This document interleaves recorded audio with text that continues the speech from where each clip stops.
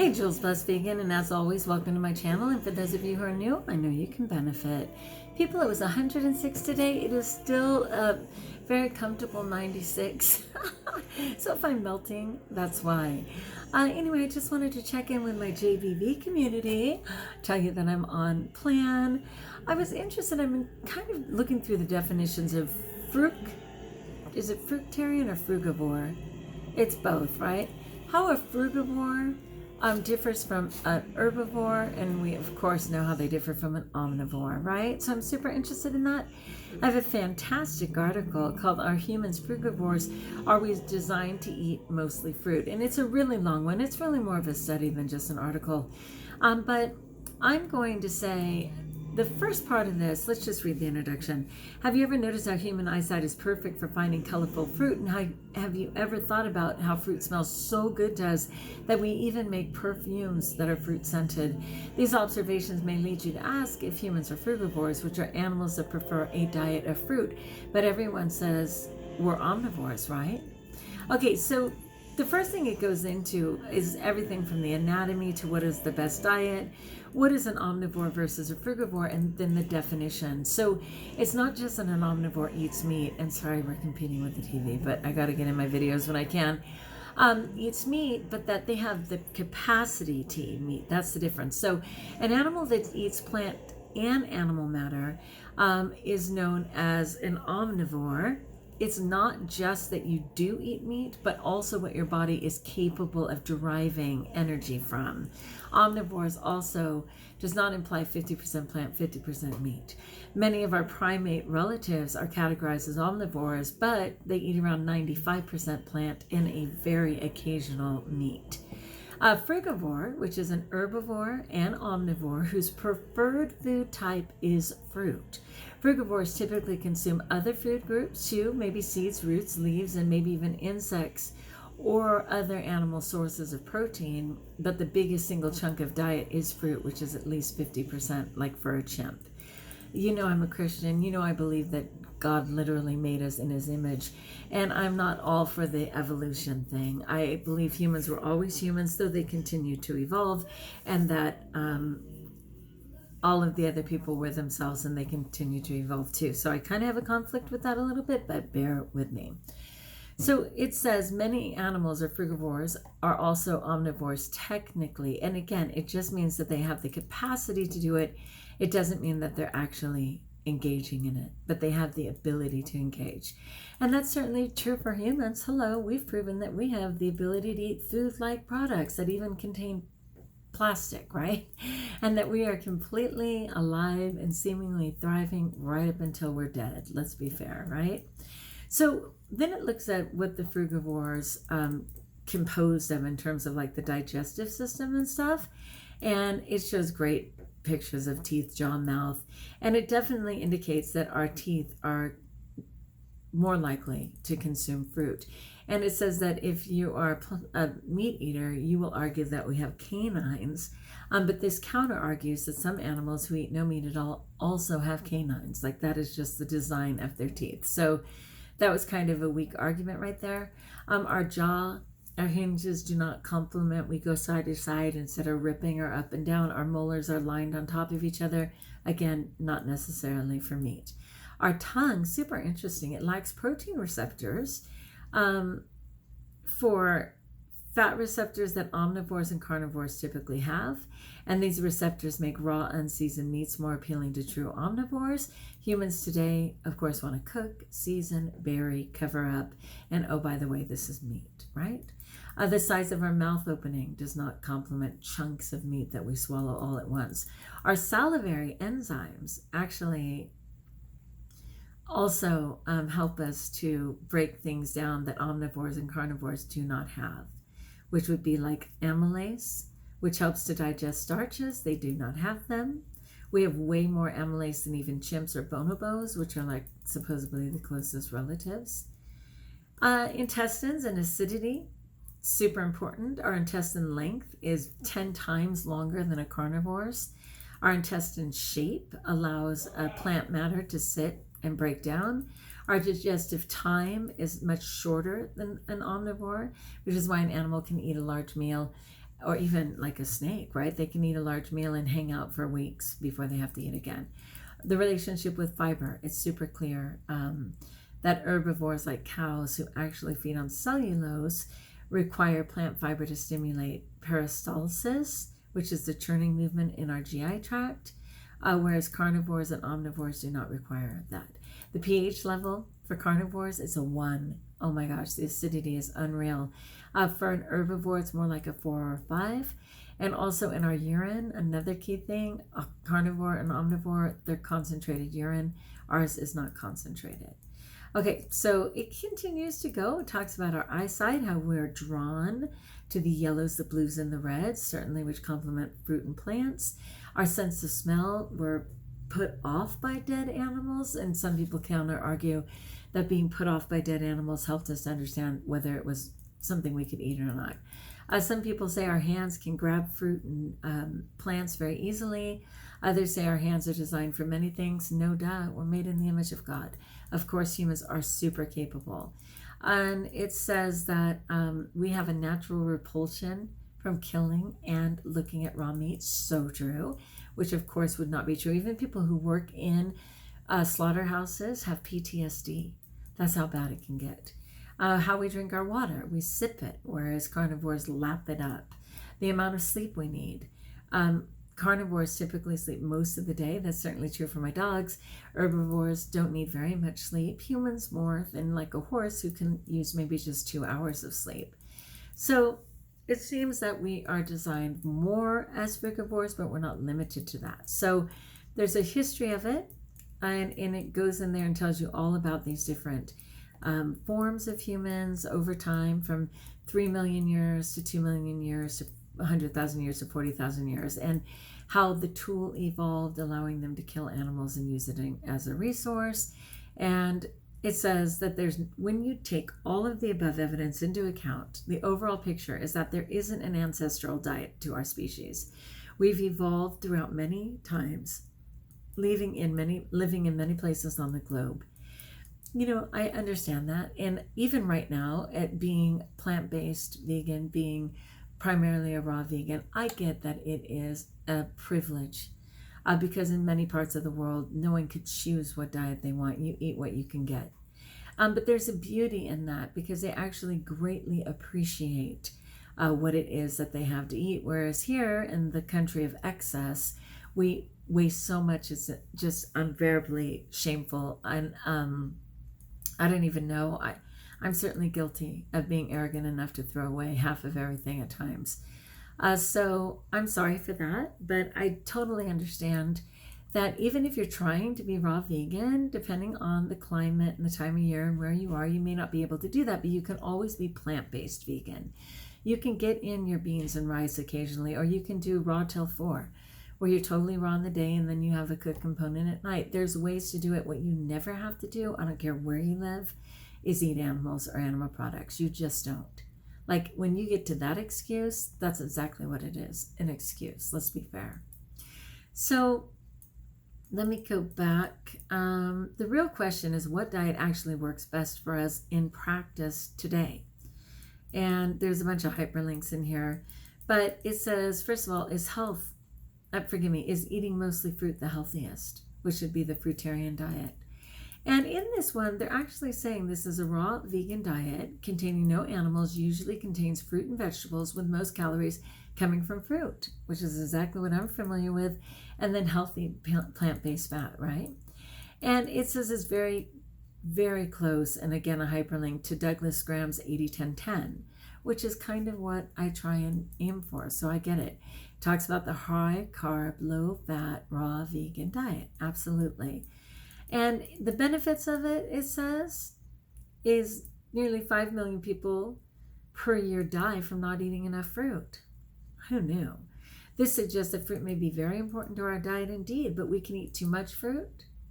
A lot of people are concerned with the high sugar, but one study found that overweight patients with type 2 diabetes, there was no benefit to restricting the fruit intake. None. That's pretty remarkable. Fruit comes naturally packaged with components like fiber and polyphenols that actually seem to offset the potentially harmful impacts of sugar. Studies have found that if you add berries to a sugary meal, it actually decreases the blood sugar spike following the meal. Of course, in adding greens to every meal, right? Yeah, I talk about Tanny Raw, a health advocate, on every channel for health. Look her up. And she always reminds that if you want to keep your blood sugar in line, go with berries before bananas, and that's just straight up in terms of grams of sugar. And then, of course, no matter what you choose to eat, add greens to every meal.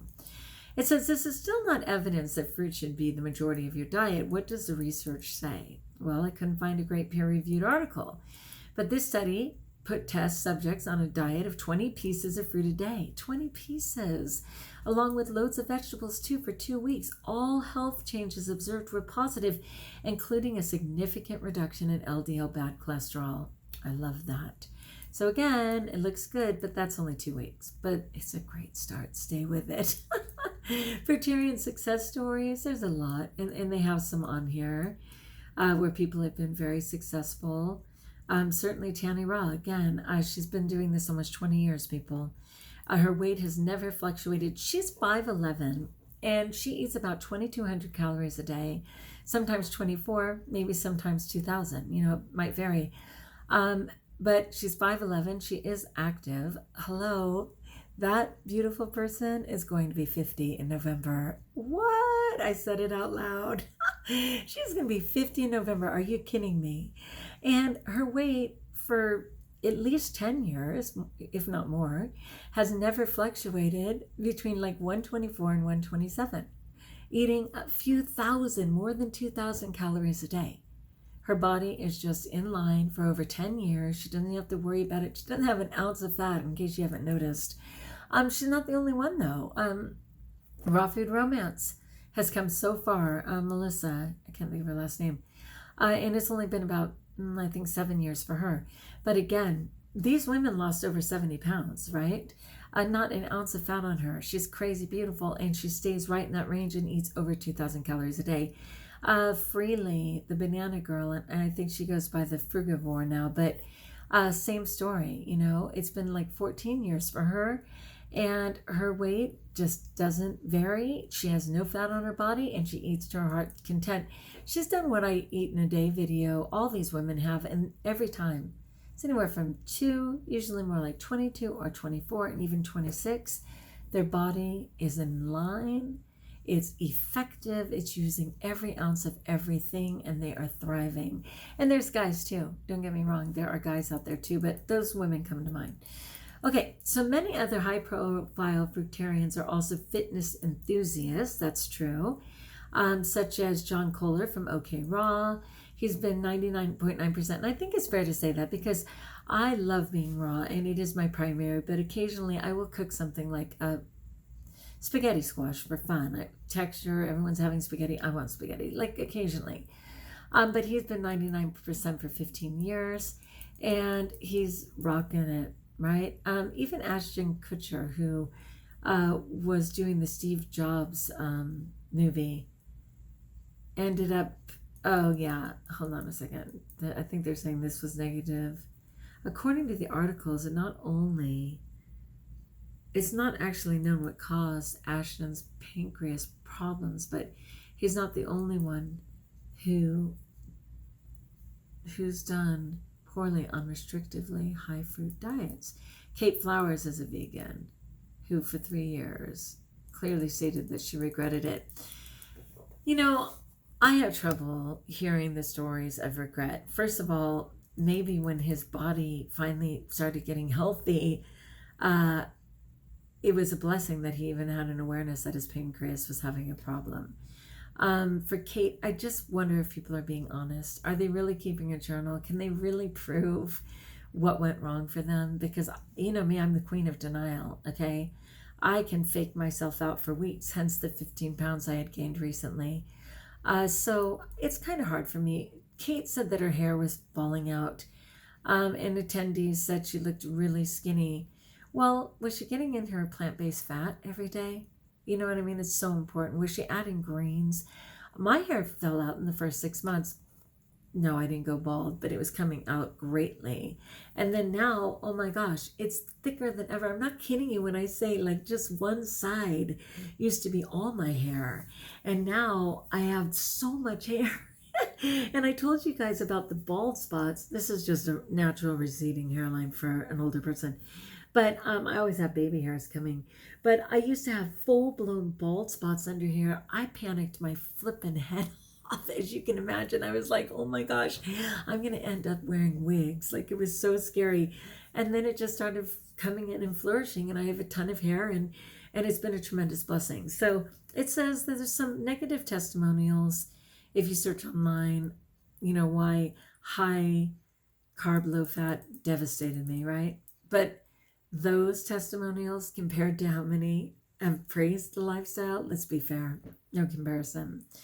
Okay, so there's no high protein fruits. Again, I was telling you yesterday, or when I did the jackfruit one, that, I think that was yesterday, that avocados is about 4 grams and jackfruit was like 3 grams. There really aren't. But this means a fruitarian diet is potentially even lower in protein than most vegan diets. It may be the case that humans don't require as much protein as mainstream. Read the China study. We don't require anywhere near as much as the gimmicks out there of, oh, drink my drink. It's 565 grams of protein. Yeah, no. Let's see. So Andrew Perlow, and he might be familiar for you guys, a raw vegan athlete who eats mostly fruit, eventually chose to start eating sprouted lentils as a way to combat this relative lack of protein. Absolutely. It's so much fun to sprout things like lentils and get that protein in a different way. It's an easy solution. It's practically free, and it's just fun to have living food. For me, when I'm adding lentils and sprouts, my microbiome is so happy. Our microbiomes need a lot of fiber too. And it's so happy that it doesn't, my monkey mind is quieted. I will tell you that. Okay, so it says that another thing is it's low in essential fats. Again, everyone needs to incorporate healthy plant-based fats and rotate their omegas, right? The 3s, the 6s. Okay, so personally, I recommend all vegans, fruitarian or not, to supplement with omega-3 from algae. I use that to heal my thyroid. The glycemic index, the guy goes through that whole thing. This is a really long article. Sorry, you guys, let me kick it. Dental health. Like, a lot of people have complained. What are the effects of high fruit diet on dental health? Can all the sugars and acids from fruit give you cavities? Apparently, yes, but you may be able to mitigate that with the right steps. There's actually been research showing that raw vegans get significantly worse dental erosion compared to a control group, and there are many anecdotal accounts of this too. Aside from the sugar and acid, fruitarian diets also tend to be low in calcium and other nutrients that work with it. You know, I don't know. I just make sure that I incorporate greens, and greens are full of calcium, and it's all good. And to rinse my mouth. It literally says one simple tip is to make sure that you rinse your mouth with water after the meal. Another simple tip is to avoid dry fruits, which is true anyway, because it can be almost like candy, right? When the grapes and different things get stuck between your teeth. Like, you're worried, those are the 2 tips. Rinse your mouth and floss if you've had dry fruit. You don't want it weighing on your teeth. Okay, so longest living populations in the world, what do they eat? I'm going to save that for tomorrow because it's such an important one on blue zones and what those people have. And there's no doubt that that part of it is going to go with plant-based for the win. Absolutely. So let's talk about that again tomorrow because this is, like I said, a really long, important article. And I'll share it if you want to pre-read it. And you can even debate me. And sometimes you can say, Jules, on my next live one, can I come in? Absolutely. Click play and we'll have a debate. Do you know how much I would love that? All right, friends. This is all new to me. Seriously, it's only been a couple years. I had no idea that people ate mostly fruit or just fruit and vegetables and plant-based fat. I kind of heard about vegan and stuff, but I didn't know. And I'm more than happy to be learning about it and being part of the community for sure. So we'll talk about more tomorrow, but as always, like if you like, join us if you haven't subscribed. Let me know in the comments below how I may support you. And until we talk again, best of all, know that you're blessed.